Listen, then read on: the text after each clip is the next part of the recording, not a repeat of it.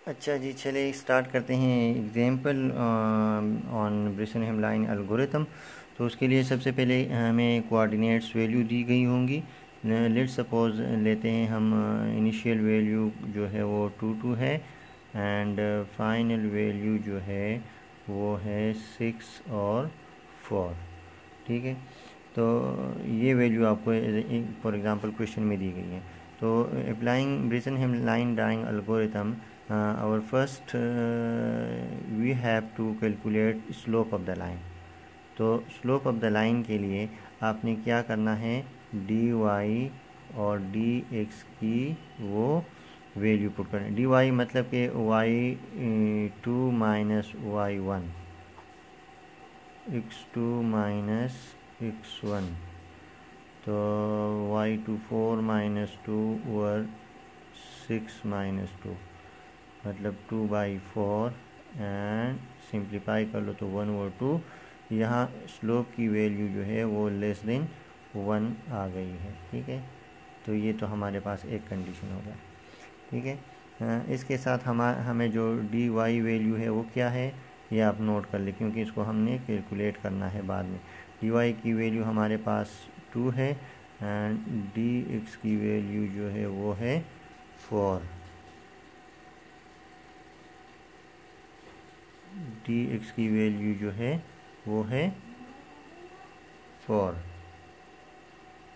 ठीक है, तो इन्हीं वैल्यूज़ के बेस पे जो हमारा डिसीजन पैरामीटर की जो वैल्यू है वो है 2dy minus D x. First decision parameter हम फर्स्ट पॉइंट को ड्रॉ करने के लिए जब हम लेते हैं तो उसमें हम क्या करते हैं, 2 वो वैल्यू जो हमने लिखी थी 2 इंटू डी वाई, तो ये मल्टीप्लाई हो जाएगी इसके साथ 2 के साथ हमने डी वाई की वैल्यू को मल्टीप्लाई करके माइनस डी एक्स करना है और डी एक्स की वैल्यू जो है वो है 4। तो फर्स्ट डिसीजन पैरामीटर की जो वैल्यू है वो 4 minus 4, that mean that is 0। तो डिसीजन पैरामीटर की जो फर्स्ट वैल्यू है वो 0 आ गई। ठीक है, अब इसी सूरत में हमने वो कंडीशन देखनी है कि अगर हमारे पास स्लोप लेस देन 1 हो और डिसीजन पैरामीटर की स्लोप लेस देन 1 हो और डिसीजन पैरामीटर की वैल्यू जो है वो ग्रेटर आर इक्वल टू 0 है, ग्रेटर आर इक्वल टू 0 है। तो हमने क्या करना है, हमने x में भी इंक्रीमेंट करना है, ये आप पिछली वीडियो में देख चुके हैं, और y में भी इंक्रीमेंट करना है, x और y दोनों में इंक्रीमेंट करना है। और इसी इंक्रीमेंट के बाद आपने कौन सा वाला फार्मूला अप्लाई करना है, D I is equal to previous D I plus 2dy minus 2dx। ये फार्मूले आप लोगों को एक्सप्लेन की गई हैं पिछली वीडियो में।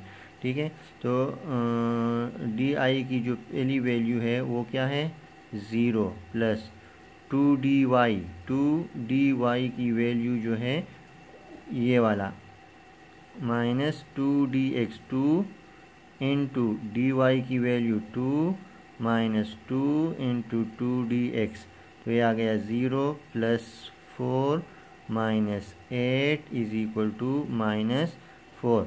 अब यहाँ डिसीजन पैरामीटर की वैल्यू जो है वो क्या आ गई, लेस देन 0 है। तो इसके लिए हम क्या करते हैं कि एक टेबल बनाते हैं जो जो जो हमें सारा रिज़ल्ट देगा, D I x and Y.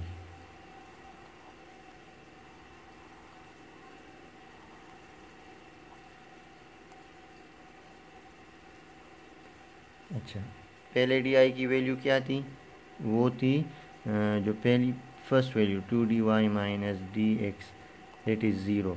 जब वो 0 होगी तो x भी इंक्रीमेंट होगा। अच्छा, इनिशियल वैल्यू हमने यहाँ पुट करनी है।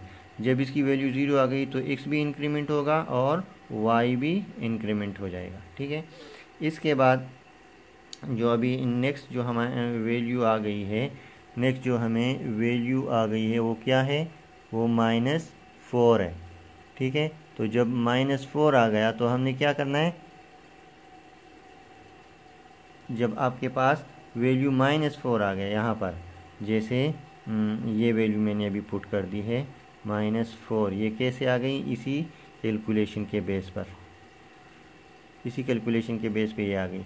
जब ये आ गई तो जब आपके पास डिसीजन पैरामीटर की वैल्यू लेस देन 0 होगी तो आपने क्या करना है? x में इंक्रीमेंट करना है और y आपने सेम रखना है। y की वैल्यू आपके पास सेम आ गई, हो गया ये, ठीक है। क्या किया हमने? डी के साथ प्रीवियस डिसीजन पैरामीटर और फिर ये वाली वैल्यू कैलकुलेट करके हमने फाइंड की, तो इससे वैल्यू माइनस आ गई। जब या ये याद रखना है कि जब आपके पास डिसीजन पैरामीटर की वैल्यू 0 या ग्रेटर देन 0 हो तो x और y दोनों में इंक्रीमेंट करना है। जब आपके पास डिसीजन पैरामीटर की वैल्यू माइनस में आ गई, लेस देन 0, तो x में इंक्रीमेंट करना है और y को सेम रखना है, ठीक है। अब इसी डिसीजन पैरामीटर की वैल्यू पे हमने नेक्स्ट वैल्यू लेनी है, ठीक है।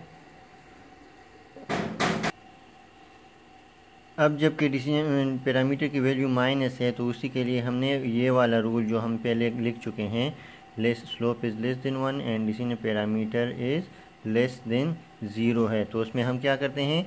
x में इंक्रीमेंट करते हैं, ठीक है, जबकि y जो है वो सेम रहता है, नो इंक्रीमेंट। और कौन सा फार्मूला हम अप्लाई करते हैं? डिसीजन पैरामीटर की प्रीवियस वैल्यू के साथ ये di प्लस 2dy करते हैं, ठीक है। तो इस सूरत में हम क्या करते हैं कि यहाँ पर -4 पिछली वैल्यू -4 है, प्लस 2 इंटू 2, ये यहाँ पर -4 प्लस 2 इंटू 2, तो इसकी वैल्यू क्या आ गई? 0 आ गई। तो ये जब 0 आ गई तो क्या करेंगे? बोथ इंक्रीमेंट करेंगे, ये x भी इंक्रीमेंट होगा और y में भी इंक्रीमेंट आ जाएगी, ठीक है। ये आ गई अब वैल्यू। अब डिसीजन पैरामीटर की वैल्यू फिर से 0 है, ठीक है, मतलब पॉजिटिव वैल्यू है, equal to greater or equal to 0 है, तो उस सूरत में हमने ये वाला कंडीशन अप्लाई करना है कि स्लोप हमने इसमें से हमने वैल्यू फाइंड पुट करनी है कि क्या होगा? ये वाला फार्मूला हमने अप्लाई करना होगा कि 0 पिछली value plus 2 into 2 minus 2 into x D x, तो ये क्या होगा? 2 to 4 और -4, इससे फिर आ जाएगा -4। जब वैल्यू फिर माइनस आ गई तो x इंक्रीमेंट हो जाएगा और y जो है वो सेम रहेगा, ठीक है, y की वैल्यू सेम रहेगी यहाँ पर। अब फिर से डिसीजन पैरामीटर की वैल्यू -4 आ गई, तो उसी वैल्यू जब ये -4 आएगी लेस देन 0 होगी, डिसीजन पैरामीटर की वैल्यू लेस देन 0 होगी, तो ये वाला फार्मूला हम अप्लाई करेंगे, ठीक है। -4 प्लस 2 इंटू dy, फिर 0 होगी। जब 0 आ गई वैल्यू तो x भी इंक्रीमेंट होगा और y भी इंक्रीमेंट हो जाएगा, तो ये आ जाएगा 6 और ये हो जाएगा 4। तो इस बेस पे हमारे साथ ये वाली वैल्यू निकल पड़ी, ठीक है। तो इसको अभी हमने क्या करना है? इसको हमने ड्रॉ करना है, ठीक है, x कोऑर्डिनेट पे और y कोऑर्डिनेट पे। 0 1 2 3 4 5 6, 1 2 3 4 5 6। तो पहली वैल्यू क्या है? 1 1 यहाँ पर, फिर 2 2, फिर 3 2, फिर है 4 and 3, फिर है 5 3 और लास्ट में जो है वो 6 and 4। तो ये हम इसी तरह ड्रा कर लेंगे। यहाँ पे क्या लिया, यहाँ पर क्या हुआ कि हमारे पास वो पॉइंट्स में वैल्यू नहीं आई। अब आपको तो ये लाइन इस तरह नज़र आ रहा है, लेकिन जब ये कंप्यूटर में आप ड्रा करेंगे तो पिक्सल एक दूसरे के साथ बिल्कुल शार्पली कनेक्टेड होते हैं, तो वो बिल्कुल आपको स्ट्रेट नज़र आता है। ठीक है, so this was the simple example of Bresenham line drawing algorithm.